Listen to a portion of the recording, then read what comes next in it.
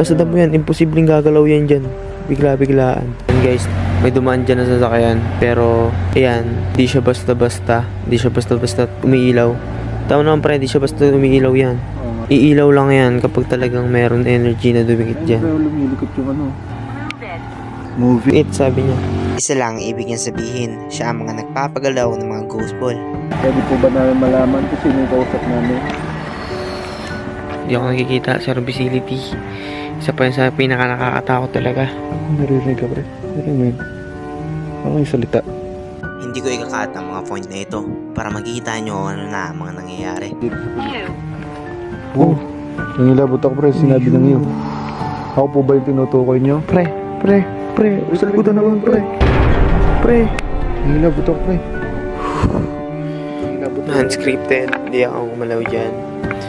Tsaka first of all, di ko kayo nunukoyin. Talagang nakakatakot naman. Malubig. Kayo po ba yung nagpailaw dito sa bola namin, sa ghost ball po? Kayo po ba yung nagpailaw no?